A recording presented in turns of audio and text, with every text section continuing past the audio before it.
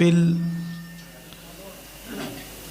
जिस उन्वान के हवाले से इनेकाद पजीर है, उसी मुनासिबत से हुजूर अकरम नूर मुजस्सम फ़ख्र आदम व बनी आदम हुजूर अहमद मुजतबा मुहम्मदुर रसूलुल्लाह सल्लल्लाहु ताला अलैहि व आलिहि व सहबिहि व बारक व सल्लमा की एक हदीस मुबारका की तिलावत करने का शरफ़ हासिल किया है।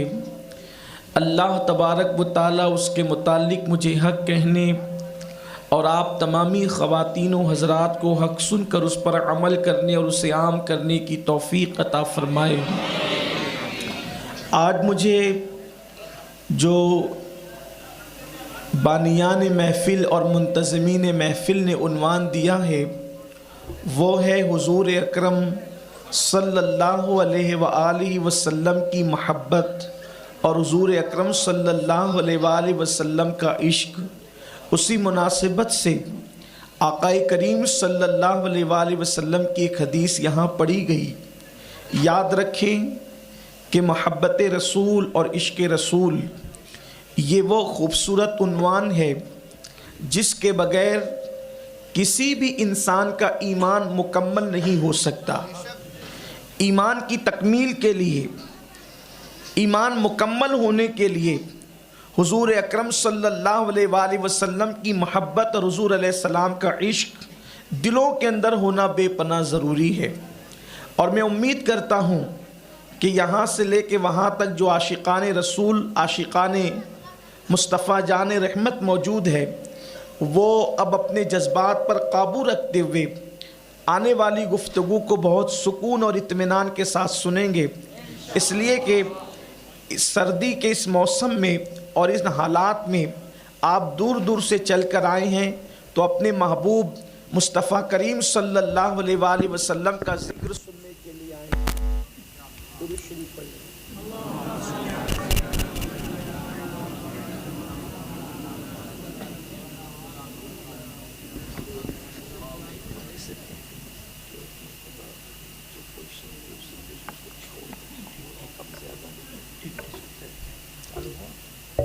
दुरूद शरीफ पढ़ लें, आप बुलंद आवाज़ से दुरूद शरीफ पढ़ लें। सैयदना मौलाना मुहम्मदिन मादिनिल जूदी वल करम व आलिहि व अस्हाबिहि व बारिक व सल्लिम सलातन व सलामन अलैका या रसूल अल्लाह सल्लल्लाहु ताला अलैहि वसल्लम। मशीनों का मामला ऐसा ही होता है, तो कभी बनती है कभी बिगड़ती है, उस पर हमें नाराज़ नहीं होना चाहिए। मशीन कभी भी बिगड़ सकती है। मशीन 1000 बार बिगड़े कोई नुकसान नहीं, इंसान एक बार नहीं बिगड़ना चाहिए। इसलिए कि 1000 बार मशीन बिगड़ेगी, इंसान अगर सुधरा है तो मशीन को बनाया जा सकता है, लेकिन अगर इंसान बिगड़ गया तो फिर कितनी मशीनें अच्छी हो उससे कोई काम चलने वाला नहीं है। इसलिए मैं दुआ करता हूँ कि मशीनें बनती बिगड़ती रहे, हमारे लिए कोई मसला नहीं है। अल्लाह इस उम्मत को बिगड़ने से बचा ले, अल्लाह हम सब के दिलों को बिगड़ने से बचा ले। एक मरतबा सब मिलकर बुलंद आवाज़ से फिर दुरूद शरीफ पढ़ लें। अल्लाहुम्मा सल्लि अला सय्यदिना व मौलाना मुहम्मदिन मादिनिल जूदी वल करम वालिहिल किराम व अब्निहिल करीम व उम्मतिहिल करीमा या अकरमल अकरमीन व बारिक व सल्लिम सलातन व सलामन अलैका या रसूल अल्लाह सल्लल्लाहु ताला अलैहि वसल्लम। तो ये वो उन्वान है जो उन्वान पहले दिन से लेकर आज तक और आज से लेकर क़यामत तक उम्मत मुस्लिमा इस उन्वान की बड़ी अहमियत और बड़ी कद्र करती है।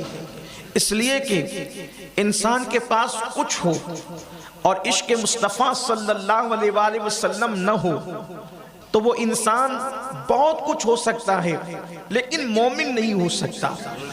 उम्मत मुस्लिमा की कामयाबी का राज इश्क़ मुस्तफ़ा सल्लल्लाहु अलैहि वसल्लम है। मुसलमानों के अंदर जो हौसला था, मुसलमानों के अंदर जो हिम्मत थी, मुसलमानों के अंदर जो ताकत थी, मुसलमानों के अंदर जो कुव्वत थी, भूखे पेट वो बड़े बड़े मैदान सर कर लिया करते थे। उनके बदन पर कपड़े नहीं होते थे और वो जिधर जाते थे वो इलाके के इलाके फतह कर लेते थे।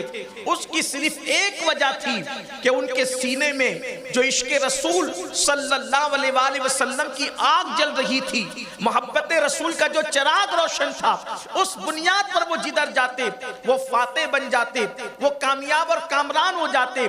इसलिए हर दौर की जरूरत इश्क रसूल है, हर दौर की जरूरत मोहब्बत रसूल है।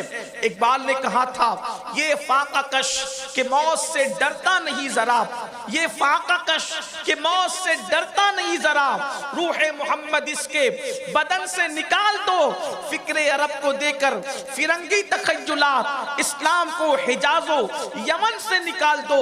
दुनिया में जितनी कौमों ने तरक्की की है उसकी सबसे बुनियादी वजह मोहब्बत रसूल है, इश्क रसूल है। मेरे प्यारे आका सल्लल्लाहु अलैहि वसल्लम के प्यारे दीवानों और सहाबे किराम को इसका एहसास था।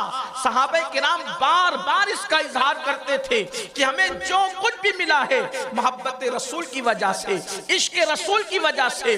वो अरब होने पे फख्र नहीं करते थे, वो अपने नसब पे फख्र नहीं करते थे, वो अपने इल्म पे फख्र नहीं करते थे, वो अपने तकवा पे फख्र नहीं करते थे, वो अपनी इबादतों पे फख्र नहीं करते थे, वो अपनी रियाजतों पे फख्र नहीं करते थे, वो अपनी दौलतों पे फख्र नहीं करते थे।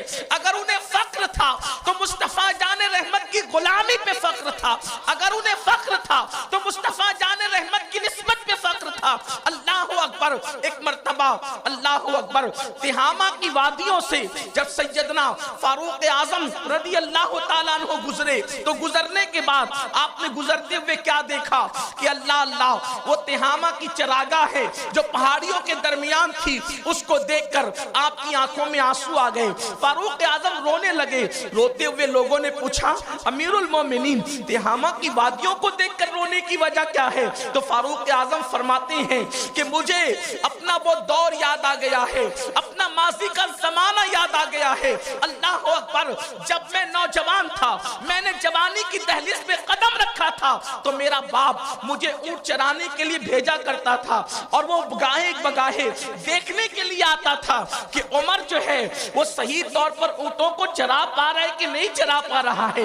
एक मर्तबा मेरे बाप ने मुझे कहा कि उमर एक काम करो, चंद ऊंटों को एक कतार में ला करके खड़ा कर दो। तो फारूक आजम फरमाते हैं, मैंने अपना एक ऊंट पकड़ा और उसको खड़ा कर दिया और उसके बाद जब दूसरा ऊंट पकड़ने के लिए गया और उसको पकड़ के लाया तो पहला ऊंट भाग गया। पहले को पकड़ता हूं तो दूसरा भाग जाता है, दूसरे को पकड़ता हूं तो पहला भाग जाता है।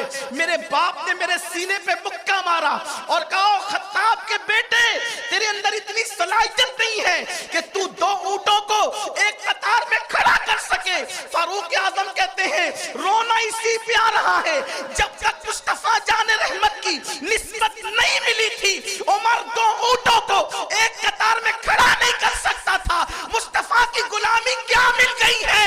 3 बर्रे आज़मों को मैंने एक कतार में खड़ा कर दिया। दुनिया की कामयाबी का राज मुस्तफा जाने रहमत की निस्बत है, हुजूर अलैहिस्सलाम की मोहब्बत है। जलील चीजों को भी अगर मुस्तफा जाने रहमत की निस्बत मिल जाए फिर वो जलील नहीं रहती, वो इज्जतदार हो जाया करती है। अल्लाह अकबर। मेरे सैयद अमीन आपका अदना